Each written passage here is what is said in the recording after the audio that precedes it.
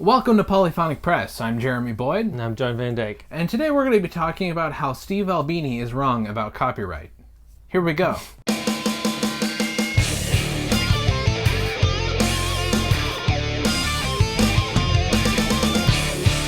Alright, so Steve Albini, legendary producer, produced Pixies and Nirvana and a whole bunch of punk sort of bands.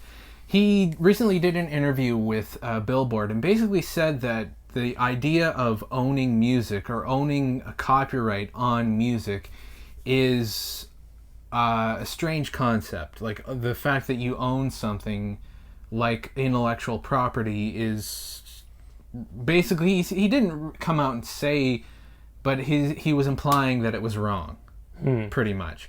And what my immediate reaction is that, you know, you have to, his whole attitude, I don't know if you saw the Sonic Highways with the Foo Fighters, that documentary series that they did. No, you told me about it several times, but Yeah. I've never actually had a chance to see it. So basically, Steve, one of the episodes featured Steve Albini, and they toured. They recorded in his studio, and essentially what he basically said that he doesn't he doesn't get paid for the records that he makes, so he can't, and he gambles whatever money he gets to basically support his family.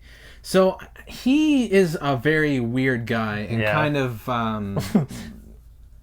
you know, I mean, yeah, I understand one thing, that if you're a struggling musician or you're a struggling record producer or whatever, you have to have a day job to support yourself.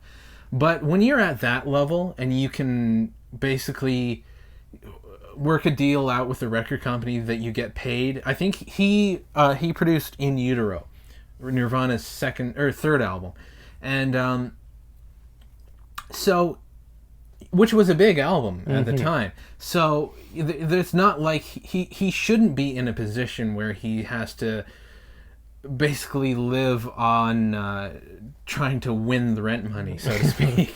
No, that's yeah.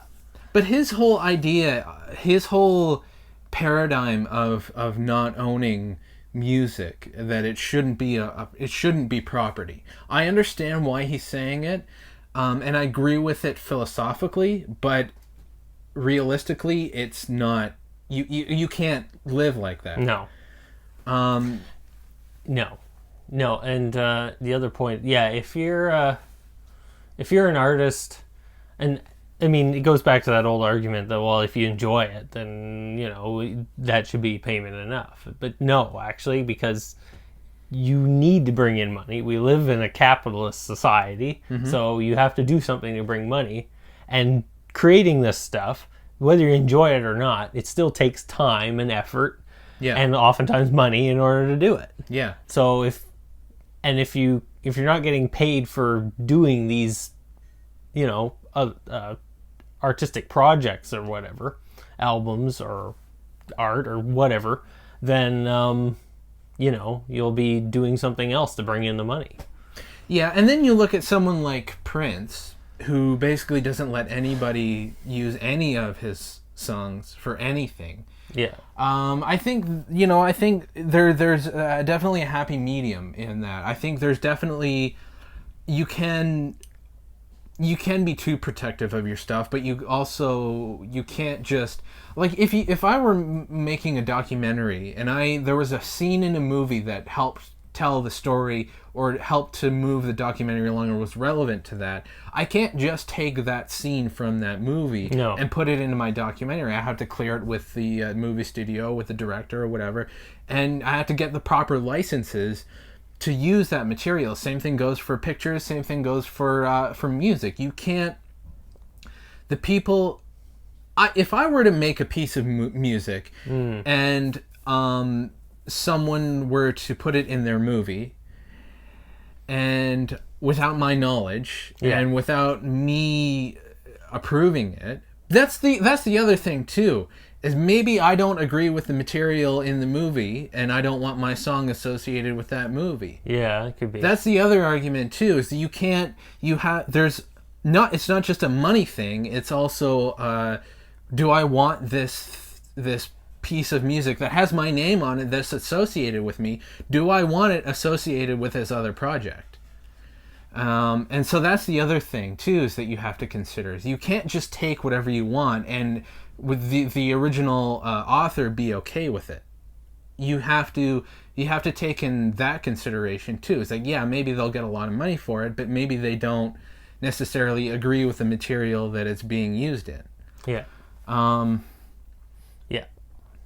So yeah, it's not just a money thing. It's also that, and I like I said, I understand where he's coming from, and he comes from the punk rock world where it's very anarchist. It's anarchist. Yeah. It's also very anti-corporate, anti-rock star sort of stuff.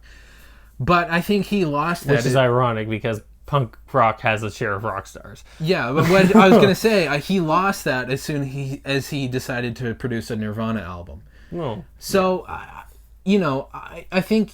You can. He doesn't seem like he's always been kind of a dick, but and I've agreed with him sometimes, and I've disagreed with him sometimes. But on this one, philosophically I agree with him, but it's like I said, it's just not realistic, and I don't think that the world simply doesn't work that way. No. But anyway, let us know in the comments what you guys think. Do you agree with Steve Albini? Do you think that copyright shouldn't exist and we should just sort of all share everything? Or do you think there should be some ownership? Let us know in the comments. Be sure to subscribe so you know when we post new videos. You can check us out on Twitter and Facebook. Follow John on Twitter @FunkyDutch. And that's pretty much it. I'm Jeremy Boyd. I'm John Van Dyke. Take it easy.